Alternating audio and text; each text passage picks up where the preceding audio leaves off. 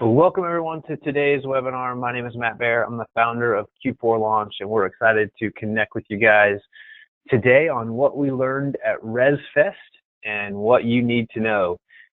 It was an exciting week last week down in Marco Island, Florida.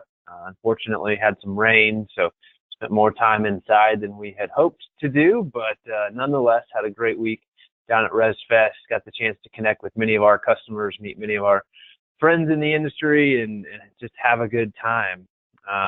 Thanks to RezFest, HomeAway, and partners like us that come together to make that a great event, and the vacational managers and everybody else that's there to have fun and learn what's going on in the industry and help take our businesses to the next level together. So excited for that, excited to connect with you guys.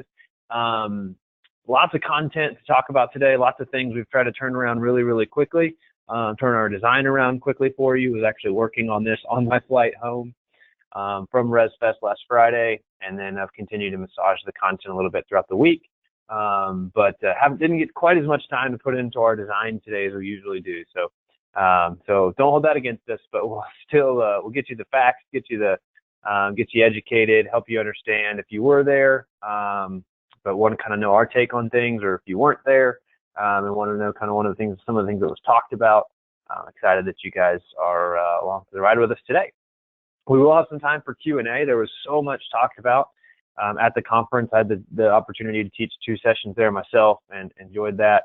But feel free to use the question area for questions that we can circle up to at the end of our time together. So know many of our hoteliers and innkeepers are tuned in today as well. Today it's going to be primarily oriented around the vacation rental side of HomeAway's business, as that's mostly what RezFest is about. So you're going to hear a lot about that, but it's important to understand what's going on there and just kind of the bigger picture of everything happening in that part of our industry. So, and then of course I have lots of vacation rental managers on today's webinar, and it'll tie in very closely to what it is that you're working on.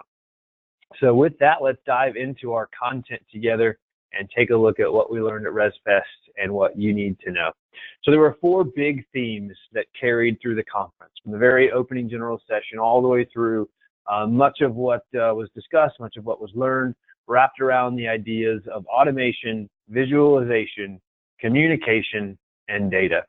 And we're going to dive into those 4 topics today pretty in depth, talk about how those break down, what's going on at HomeAway in each of those areas, what you need to be thinking about as it relates to the business you might be doing with HomeAway, and or just things you need to think about in your own business. Maybe you don't do any business with HomeAway, but you need to be thinking about some things in your business as they relate to those areas as well. And I think there's things, no matter where you are, no matter what part of our industry you serve, there's some things you can learn from in each of these 4 categories we're going to talk about today. So with that, let's dive in and start talking about automation. So HomeAway President John Kim opened the general session last year. He opened with a talk about the future and everything else, and a very future-focused talk. And this year was very similar, talking about the future and what HomeAway sees, what he sees as the future in space, and spent a lot of time talking about technology, automation, and artificial intelligence. Quoted some somewhat scary statistics about automation and what's coming in that realm. And did a great job of tying it back to some personal stories about his own family. But quoted a statistic that it is estimated that 800 million jobs will be replaced by automation in 2030. And we're going to talk about some of the things HomeAway is doing in that space as well. Not necessarily to replace jobs, but possibly. And to put that in perspective, he shared this statistic as well, that represents the entire workforce of the United States and Europe times 2.5. So the entire workforce of the U.S. and Europe times 2.5 is 800 million jobs. That's huge. Obviously, there's a lot of other continents out there, a lot of other places people work. And when you think about that and you put it just in the perspective of America, it's estimated that 1 in 3 American jobs will be replaced. And he said that he made the comment, so, turn to the person to your left and turn to the person to your right and figure out which one of you it's going to be. And there was, of course, the awkward laughter of, oh boy, when that happens. But that's true, right? I mean, 1 in 3 American jobs will be replaced. And then he didn't talk about this, but with news that has been coming out this week, in relation to Amazon. I added this note myself, but that could be driven even faster. So that was estimated by 2030, but that could be driven even faster by the 15-hour minimum wage policy that's being discussed and being pushed by Amazon right now. All of a sudden, they're pushing it, and a few other people. Obviously, lots of discussion around that minimum wage policy. It has been for the last several years. But if you see that take hold, I think you will see even a much more rapid push towards automation. And there's a lot of studies out there you can read about that. That's not our topic today to tackle the 15-hour minimum wage policy. But what would that do to automation and to the push in this area? And knowing that the industry is heading this way, how do we make ourselves as hospitality people, as innkeepers, as hoteliers, as vacation rental managers, how do we maintain our relevance and how do we stay relevant? And that's something that I think is a very important topic for us to think about. So with that, they talked about some other things that we're going to dive into, some actual automation they're rolling out. But as we think about automation, I know many of us think about the things I had in that last screenshot. We think about the fact that we've heard McDonald's has added the kiosks and those are in place. We know, I guarantee everyone on today's webinar has interacted with a airline check-in automation. And it used to be that you went to the ticket counter and you checked in and you printed your boarding pass. Now you're either checking in on your phone, on your mobile device, or through an app on your phone, or you're checking in at a kiosk at the airport, and that's printing your boarding pass. But very few of us are probably actually going to the ticket counter to get our boarding pass anymore and check in with a gate agent like we used to. That's automation that's been in place for years. None of us even question it, but that was automation. That replaced jobs at the airline ticket counter years ago. And you're seeing more and more of it pop up throughout your daily lives, but that will continue to accelerate. AI, or artificial intelligence, will continue to accelerate as well. Amazon has released they've basically built an AI platform that you can develop on top of. So much like WordPress made it very much easier to develop a website on the internet because you had that content management system you could build on top of, Amazon has developed their foundational AI technology you can build on top of. And that is going to rapidly increase the pace of development with AI and do so and it's going to kind of democratize AI, if you will, so that smaller companies can develop with AI affordably. So they don't have to go develop their own AI. They just have to build their own product on top of the AI that Amazon is spending millions of dollars to build on. So basically what that takeaway is, it gets cheaper, and as it gets cheaper, it gets more widely adopted. And it comes closer to home for all of us. AI is getting smarter as well. It can answer more and more questions. And as I was doing additional research for today's webinar, saw some interesting predictions that many people believe that we will achieve singularity, which I'm not going to get into what that is and explain all that, but many people believe we'll achieve singularity in the 2050 or 2060 decade. So basically, we're 30 to 40 years away from achieving singularity, which means many of us will potentially see that in our lifetime, which is crazy. And facial recognition can now recognize locations, products. They're using that software that was built for facial recognition. It's been a very expensive piece of software, but it's now finding its way into other applications to recognize locations, products. And if you want a somewhat scary read, I would encourage you to Google or maybe actually search for it on DuckDuckGo so you can't be tracked, but look for information on Google Photos and how they're using facial recognition within their photos and how they're using it to serve up ads to people based off of the products and things that they recognize inside people's photos. Some really cool technology, but some scary stuff from a privacy perspective. And we've talked about this before, but the pace of change, as technology accelerates, it continues to accelerate faster. And there's lots of different people you can quote on this, but today pulled a quote from, and excuse me if I mispronounce his name, but Ray Kurzweil, the law of accelerating returns, according to which the rate of change in a wide variety of evolutionary systems, including but not limited to the growth of technology, tends to increase exponentially. And what that's basically saying is the more technology we develop, the faster we develop the next technology, because the technology we develop today enables us to create the technology of the future even faster. So it is a continually accelerating pace of change that increases exponentially as one builds on the next and builds on the next. So lots happening there, lots of exciting things, but also some scary things, depending on how you look at it and how you prepare your business for those changes. So lots to think about. Within some of that, and as it ties into our next topic today, visualization. We spent one of the product managers at HomeAway spent a good bit of time talking about visualization and some of the things they're doing there. And I tried to find some screenshots of some of these, but which they did have on the screens at HomeAway, but I didn't get those in time for today's presentation. But consumers are very visual creatures and increasingly visual learners, and that's something that they talked about. At the same time, they have to read enough to get comfortable with conversion. So it's finding this balance between the visual nature of searching and discovering and the getting comfortable with converting or booking a property. They're rolling out some new map search functionality that allows users to actually draw their search area, which is cool. I don't think it's a game changer, but it's cool. Actually, there's a lot of that's used a lot. I believe Zillow and Trulia, both real estate search apps, have that in place already. I haven't personally ever used it, but I've seen it, and it's out there. But that'll be, something cool for the HomeAway search functionality.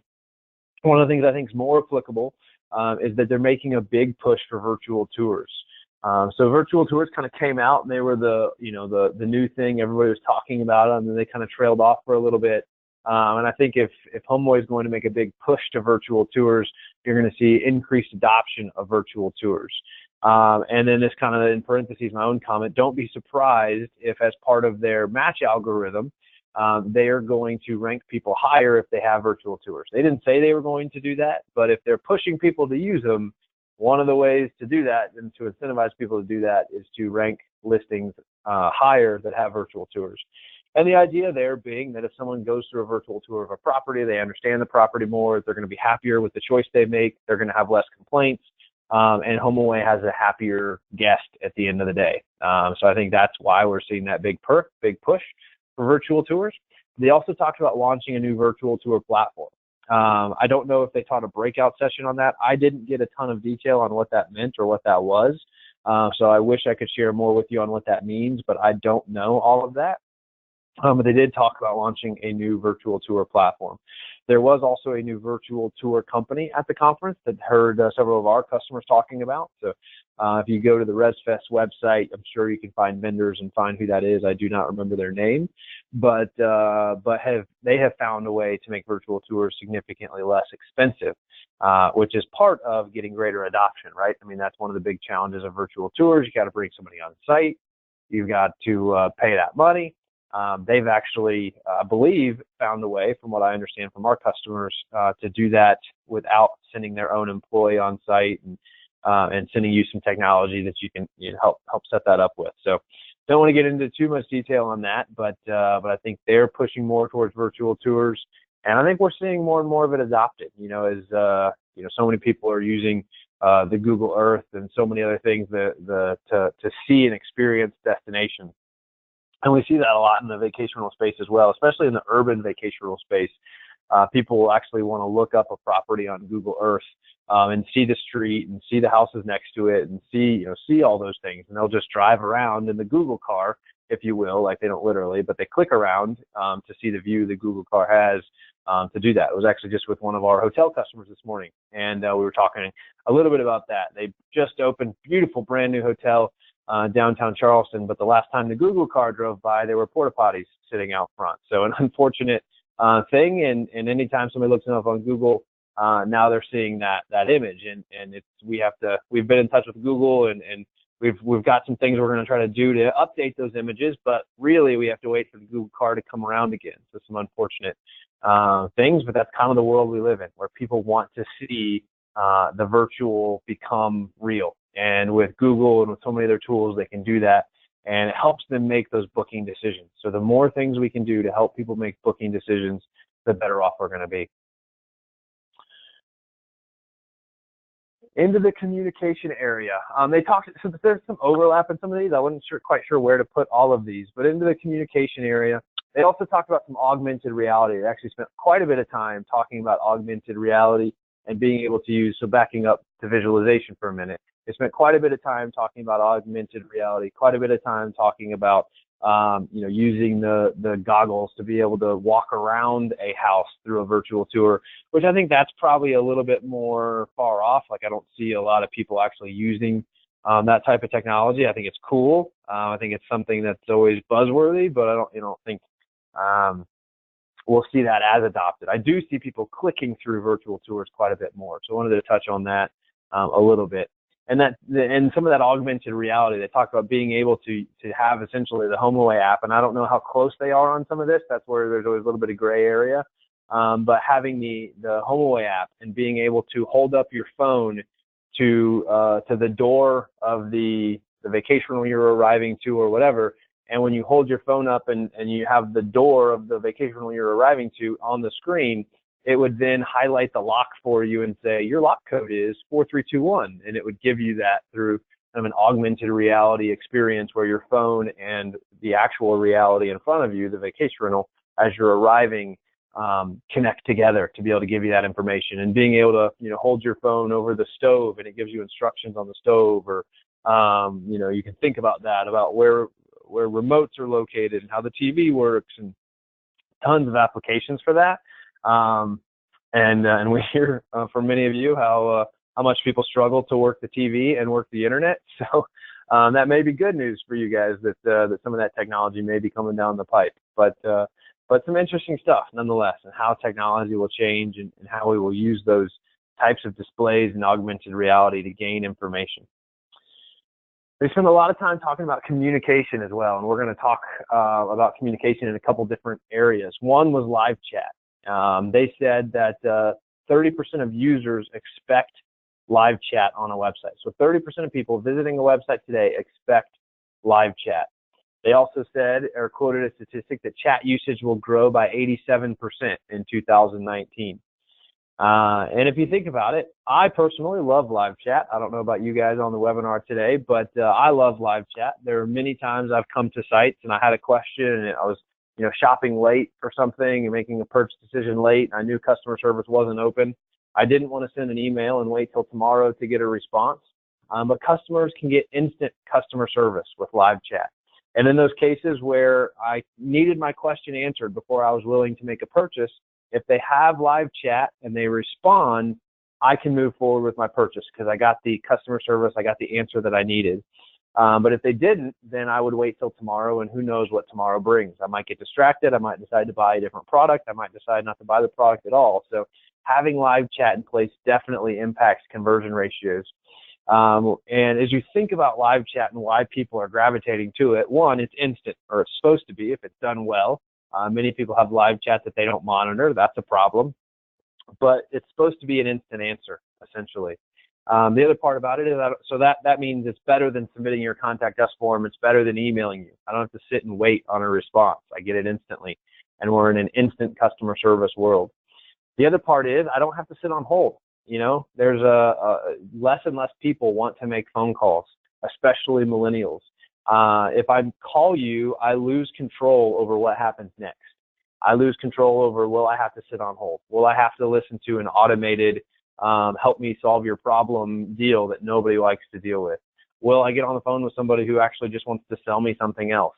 So there's a lot of those unknowns, and people just don't want to deal with the phone call. Or I'm at work and I can't get on the phone, so I don't want people to actually know that I'm booking my vacation right now instead of doing my work.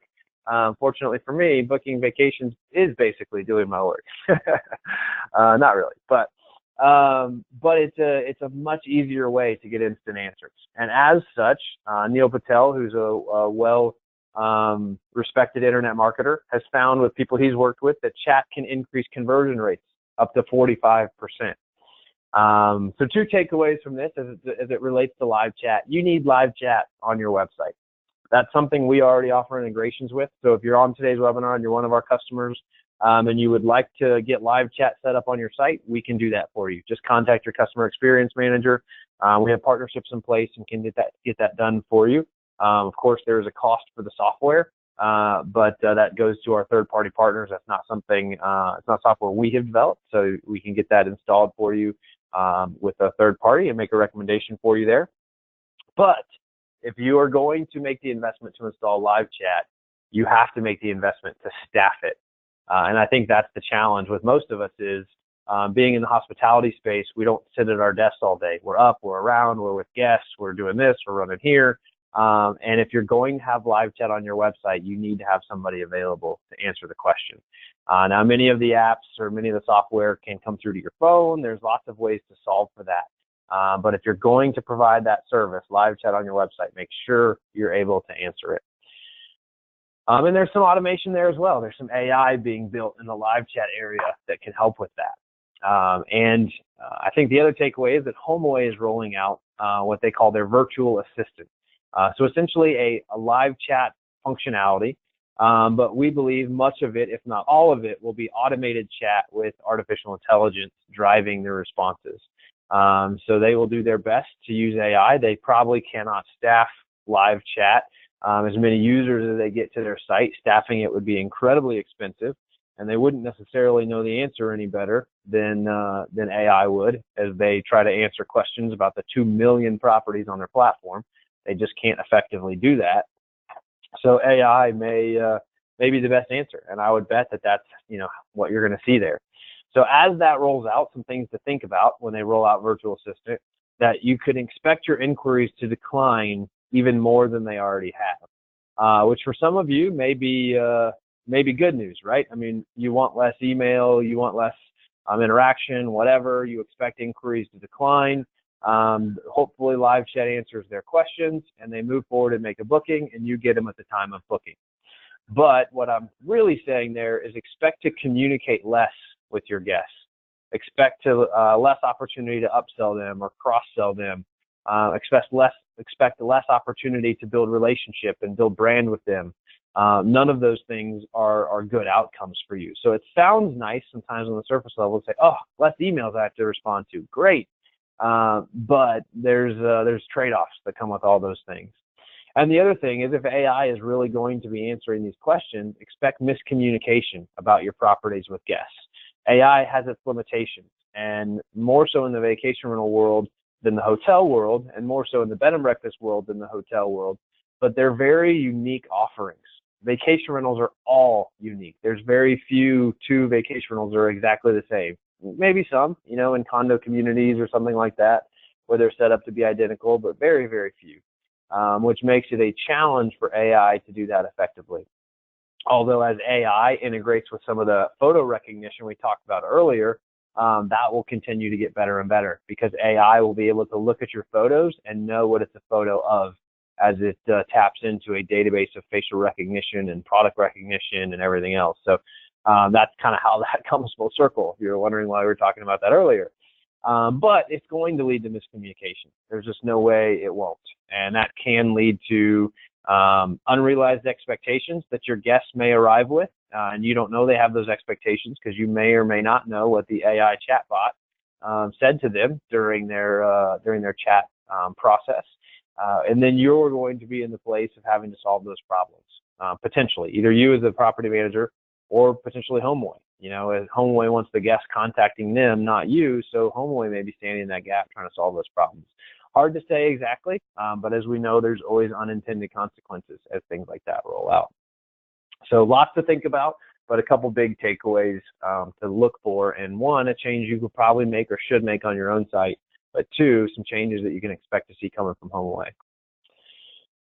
Another communication thing that they talked about was the arrival assistant. They talked about that one of the most stressful times for guests and the areas they get the most complaints about was the arrival period. And that they didn't quite say it like this, but that essentially, not all of us are great communicators. And sometimes we don't give guests the information that they need to arrive well. And unlike arriving to a Hyatt or a Hilton, where you know exactly where it's located and exactly what to expect, sometimes people won't send the address, sometimes they won't send the lock code, sometimes things won't be like they expected them to be upon arrival.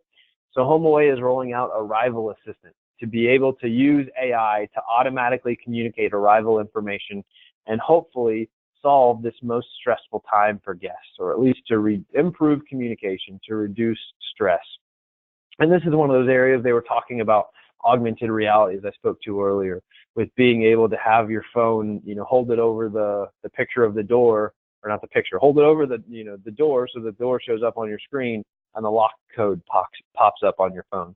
So lots of things happening, lots of interesting technology. I don't know how far exactly they are on Arrival Assistant right now, or exactly when it will roll out, but very interesting stuff to come in that space.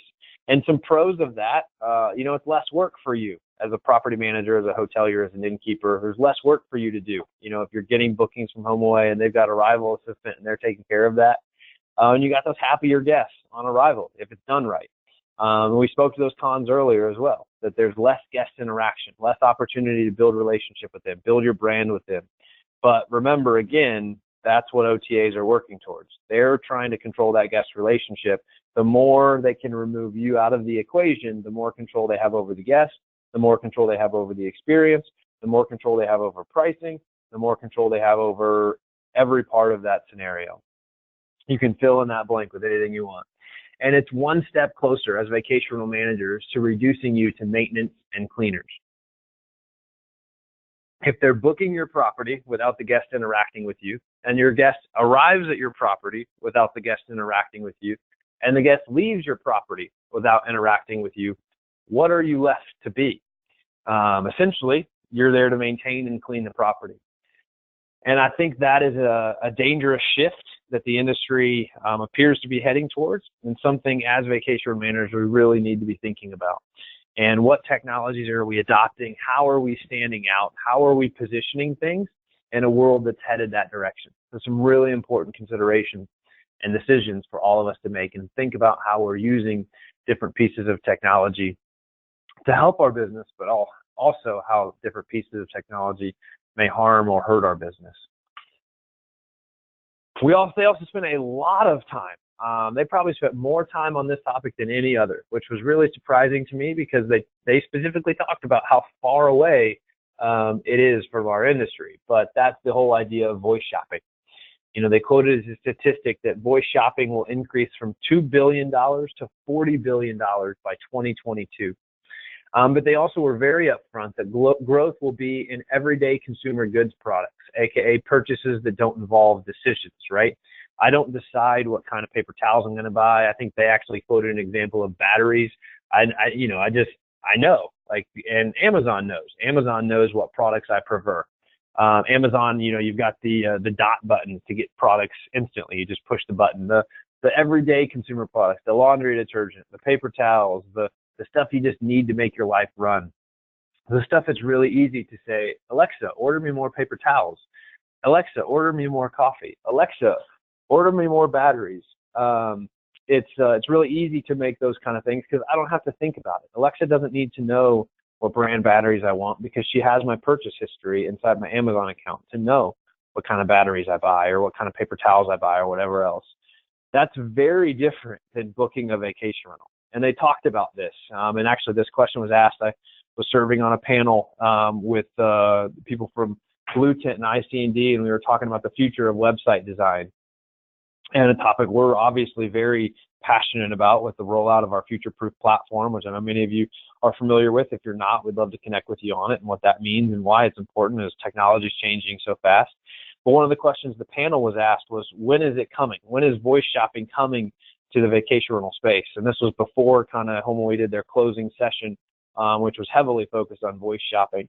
And we, I can't speak for the other panels because they're not here, but essentially said it's a while, it's a ways off. And HomeAway echoed that in their closing session. But buying those things is very different than buying vacation rentals.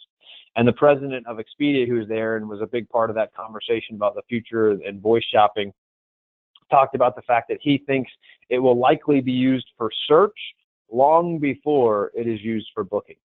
And that Alexa may search for vacation rentals for you and find some that narrow that pool down for you, but it's still going to put them on a screen for you to make a decision with. So you're still going to be seeing them. You're still going to be interacting with photos or virtual tours or augmented reality of those vacation rentals or hotels or B&Bs long before you just let Alexa select one and book it for you. It will probably most likely come to the hotel industry much, much faster because Alexa will probably be tied into all of your rewards programs and everything else. And it'd be much easier for Alexa to say, or for you to ask Alexa, hey, Alexa, book me at the Marriott in Cincinnati, Ohio, from Tuesday through Saturday. That's easy. Alexa can solve that. She's got my Marriott rewards number. She's got my payment information. I gave her where I wanted to be. Now there's probably more than one Marriott in Cincinnati, but she knows my schedule, so she knows where I'm going to be while I'm in Cincinnati, and she can book me the Marriott closest to where my meetings are going to be. That's very different than trying to book a vacation rental or a B&B, something that's a very unique product. Very easy to book rental cars probably via Alexa. Again, very standard product. You know, Alexa, book me the economy car from Enterprise while I'm in Cincinnati next week. That's a very easy voice command, but very different for what we're talking about here, where it's a very unique product and something we really want to make sure we get right. So is it coming? Yes. Is it coming soon? No. Not to most of the spaces that we do work, not to most of the spaces that you represent, but something to keep an eye on. What we talked about as part of the panel and part of answering that was, so people probably aren't going to book via Alexa, but people are more likely, and voice search is increasing both with Google Voice and people searching on their phone with Google and Apple Voice, but also with Alexa. And you need to be thinking about how your website content strategy lines up for voice search now. That's here now. And we're already doing training with our staff around that very topic on how do we build content for voice search. We've been doing that training for a year now, if not maybe more, at Q4 Launch. Very different than will I be able to book a vacation rental via voice search. And as you think about that, as we've trained our team for that, we've trained the way we do keyword research differently, because you have the way you've traditionally done keyword research, the way people type things into Google. But if you look at the way people type things versus the way people say things, they're very different. So as we're creating keyword research and creating content as part of our customer strategies, we're looking at both of those things. And we're looking at making sure we have keywords worked in that line up with the way people type it, but also with the way people speak it, so that we're appearing in both of those types of searches. So that's something you should be thinking of. And honestly, I think that's a more important topic for us to address as an industry than voice shopping is right now, because I think it's a little bit ways off for where we are right now. So hopefully that was helpful. Hopefully that was some things you can really think about and tap into. All right, let's touch base on data here for a minute. That was one of the other big things they talked about and spent a good bit of time on.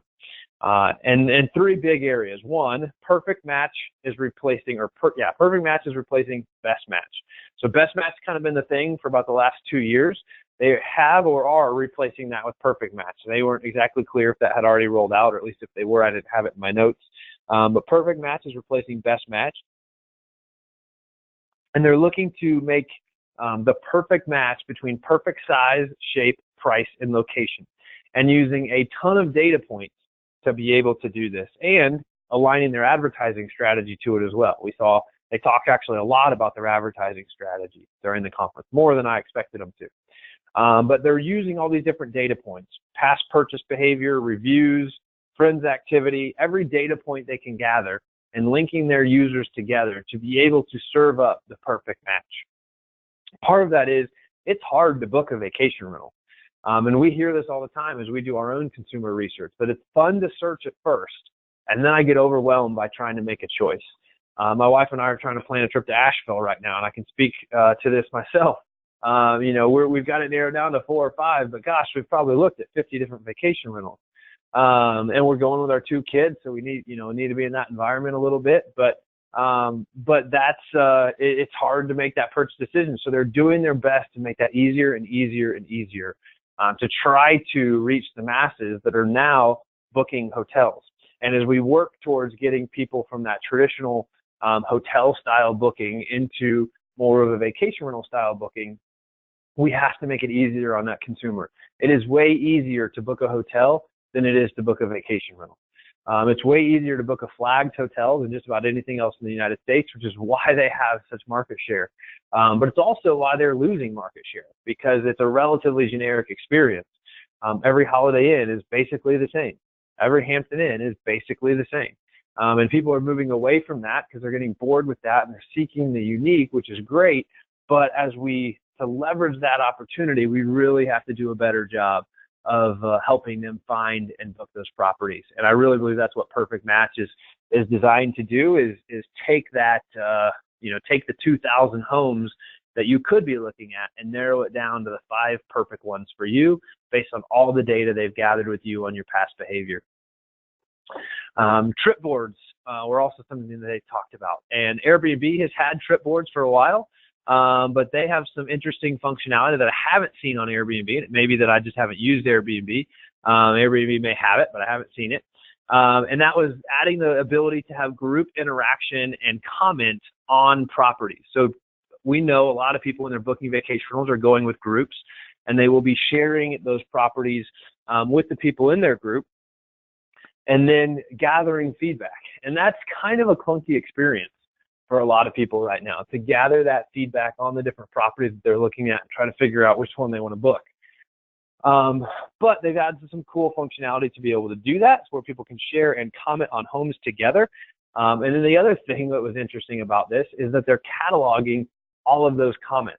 And they didn't exactly connect it into Perfect Match, but I have to think that they're using all of that information that they're gathering to tie into Perfect Match and what's going on with Perfect Match and how they're trying to improve that. They're gathering that feedback not only as it relates to your group, but gathering what people are saying about that.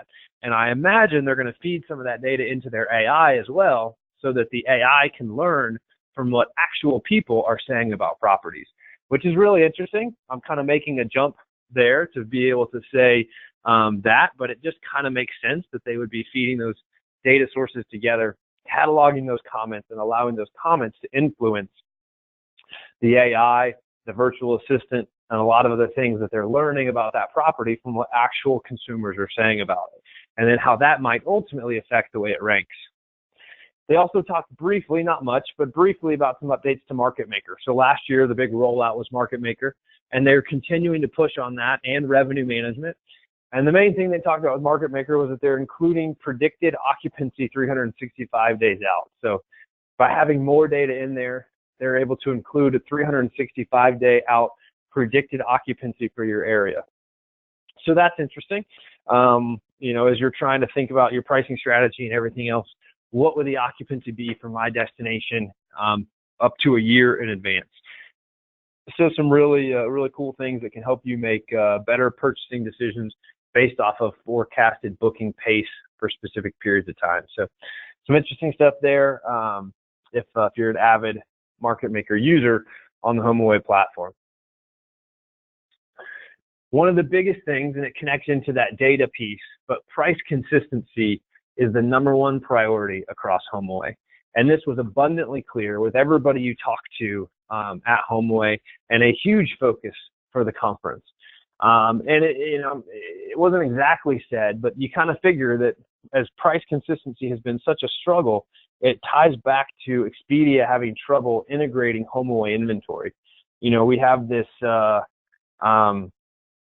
relatively simple hotel pricing that exists and that they've integrated into their system.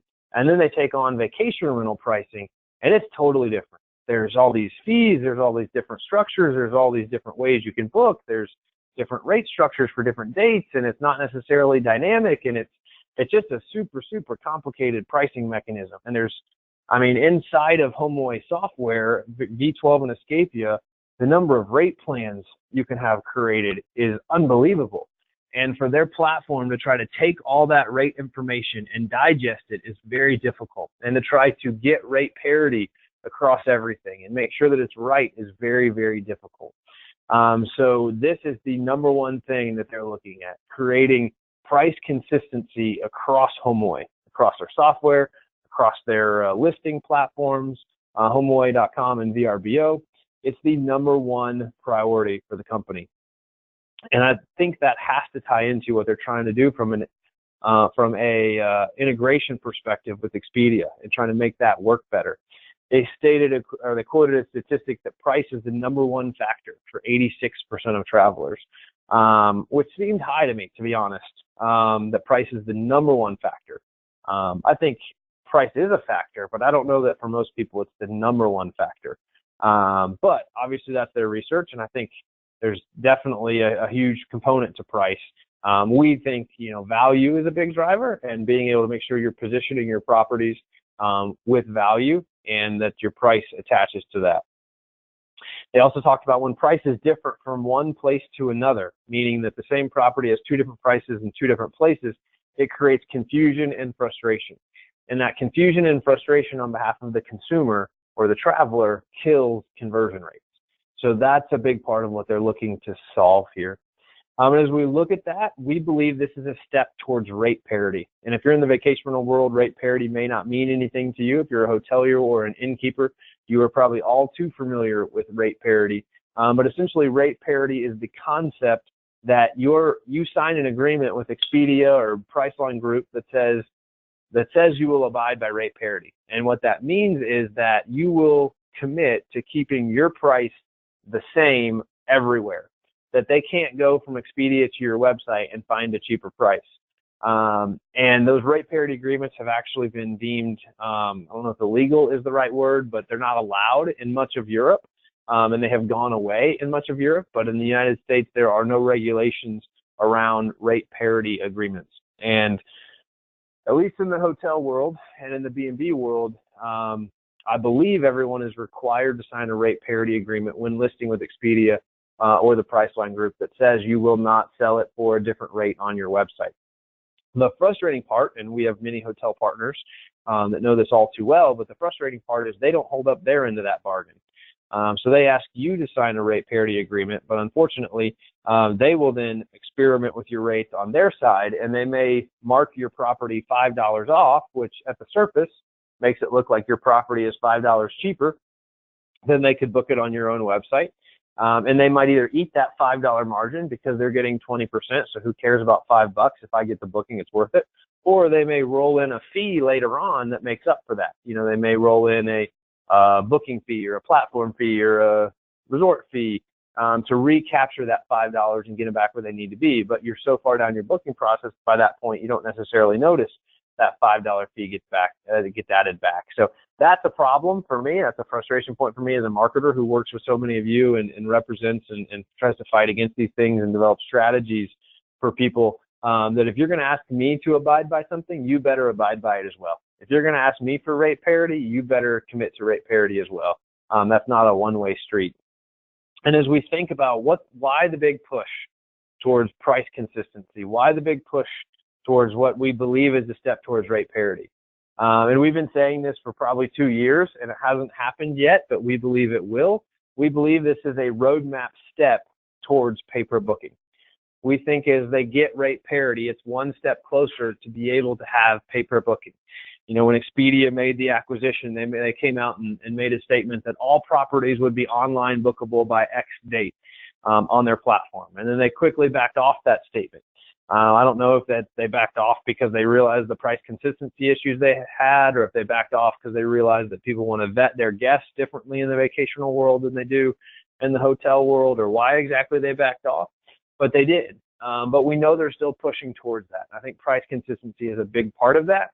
And I believe as we think about a path towards pay-per booking, which the CEO of Expedia has been very clear that they are on a path towards pay-per booking. If you've been on webinars we've taught in the past, or you've listened to Expedia earning calls, you've heard him be very clear that they're on that path. He hasn't come out and said it quite like that, but many of his other comments line up to the fact that they're on that journey.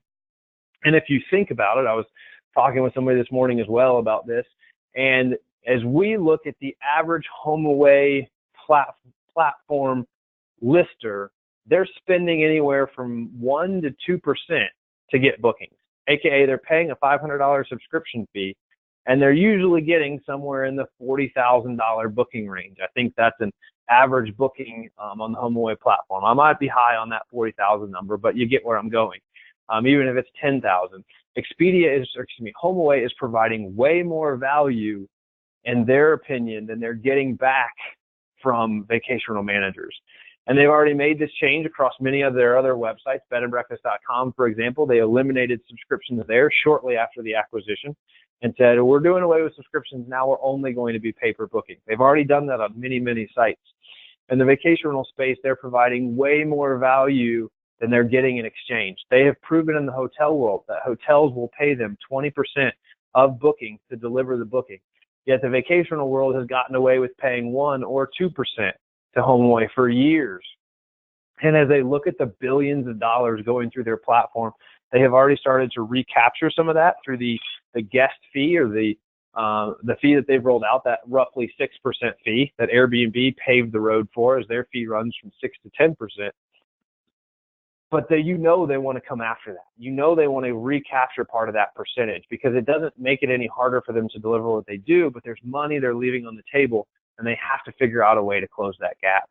They really need to figure out a way to get to a larger number, because that will drive a tremendous amount of profitability.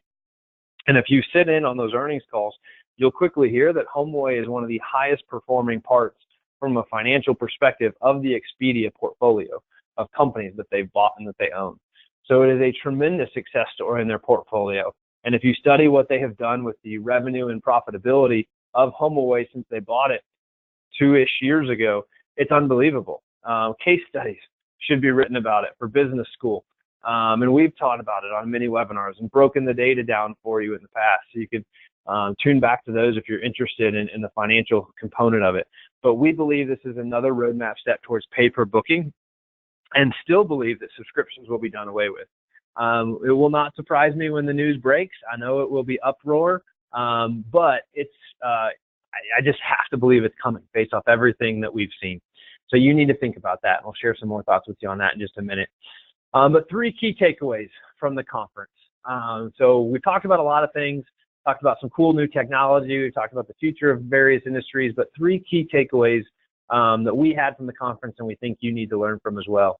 1, HomeAway is rolling out cool technology, but it will further separate you from your guests. We've talked about that a lot in various different ways today, but something that is cool, but a reality. It will further separate you from your guests and further make the guest theirs. You need, as a part of that, you need to double down on creating relationships and adding value to your guests, lest you become a commodity, lest you become a maintenance and cleaning person or company. Number 3, we believe the big push to price consistency will lead to rate parity and further pave the way for pay-per-booking exclusively, eliminating subscriptions. Just spent quite a bit of time talking on that, but you know, the stars all align that direction. So it's not something you can afford to ignore anymore if you haven't already taken steps towards that.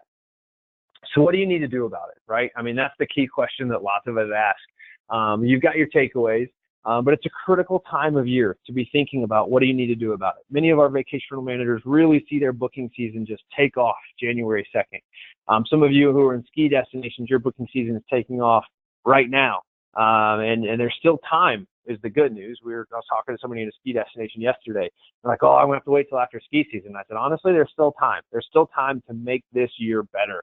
You're not behind the 8 ball on it yet, but not a ton of time left. You got to move quickly.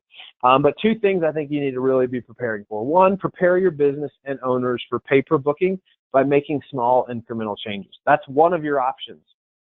You can do that. You can just say, okay, this is inevitable. We're going to prepare for it, and we're going to start making small changes towards that. HomeAway has a long-term vision, and they're making small changes towards that vision over a period of time, as opposed to trying to make dramatic changes all at once that get people really frustrated and upset. So if you believe that's where things are headed, and it's time to start thinking about how you prepare your homeowners for that, and inside of your own business, making small incremental changes to get them ready, as opposed to trying to catch up and make sweeping changes all at once. And then the other option you can do, and these aren't necessarily mutually exclusive, but is invest in your brand and increasing direct bookings. Invest your marketing dollars in your own brand, growing your own website traffic, and increasing direct bookings. And when you do that, you're making an investment in yourself, you're making an investment in your future, and you will gain homeowners as a result as well. Anytime you can invest in yourself, you're going to get better. You know, I follow Craig Groeschel's podcast, and he always says, Anytime the leader gets better, everybody gets better. And the same is true as you invest into your company. Anytime you're investing into your company, everything gets better. Everyone who's part of that environment, that ecosphere, your employees, your team members, yourself, your homeowners, your customers, your vendors, as you invest into your company, everybody benefits from that. And we actually had that conversation with your friend at the beach last year. Small company in the 30A area. They only have 30 properties, beautiful properties that have a very boutique level of service. And they chose to start fighting towards independence last year. And in just 9 months, we've increased total revenue 22%. We've increased their direct bookings 121%. And we've decreased third-party bookings by 52%. So if HomeAway steps up and says, hey, we're paid per booking now and we're going to be at 8 or 10%, they have an option to say, you know what, we're good. We've been on a journey towards reducing dependency, and we can go without you. Or we can reduce the number of properties we're listing there potentially. But they've been on a journey. They're not going to be caught off guard when that happens. And I would encourage you to think about being on the same journey. Whether you have 30 properties or you have 3,000 properties, you can take steps towards that. No business is too small to take steps towards that. And that's what we exist to do, and to help you take steps towards that. So if you're ready to take a next step, we would love to help you do that. So there's a couple next steps you can take from today's webinar. You can request our free direct bookings consultation. And we're going to launch a poll on the screen where you can take a next step. But you can request our free direct bookings consultation, where we'll spend 15 to 30 minutes with you, help you take what we've learned today and apply that into your business. Just click yes, request our free direct bookings consultation.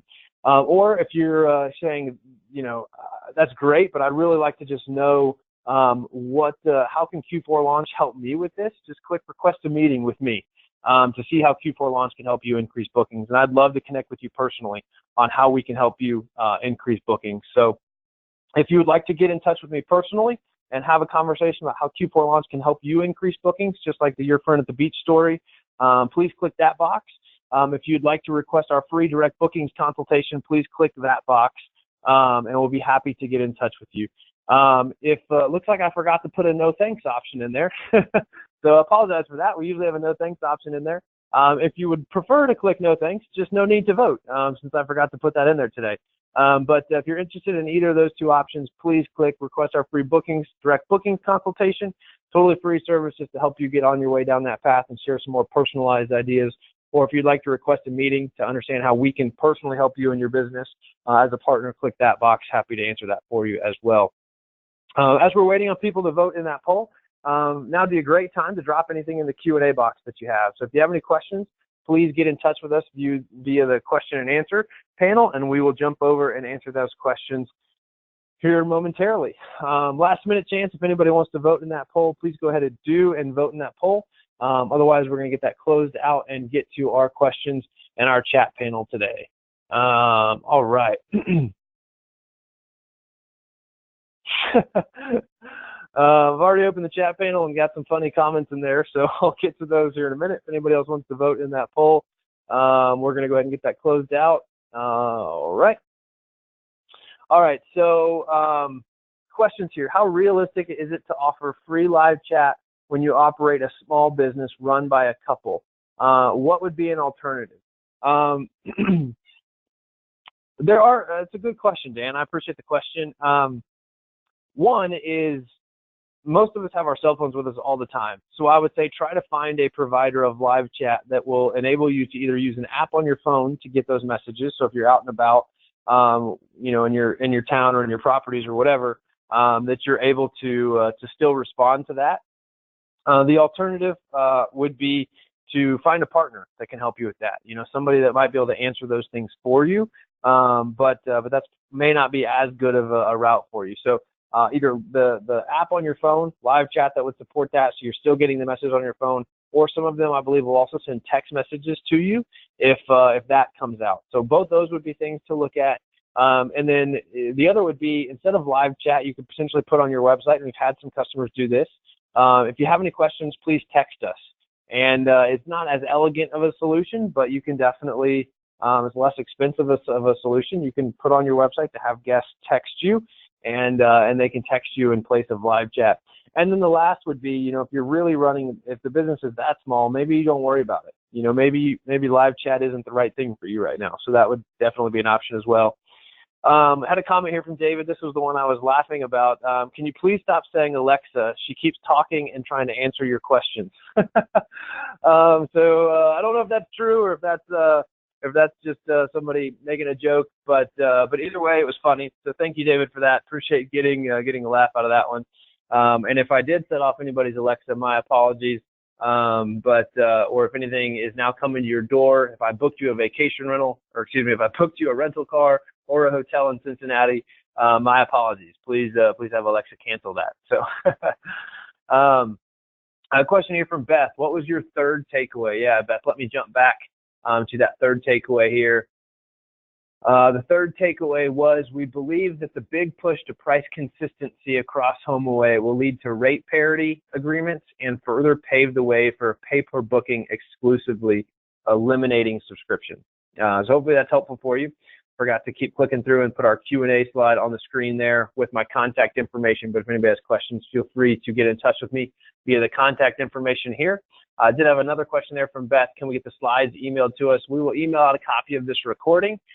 Just turn down the volume if you're listening to it so we don't set your Alexa off a second time. And we'll get a copy of the recording out to you as soon as we're able to do that. It'll probably be first of next week. It's lots going on around our office this week, coming back from 2 conferences and new customers onboarding and everything else happening around our office. Exciting times. So it'll be early next week we get that out to you, but keep an eye out for a copy of the recording.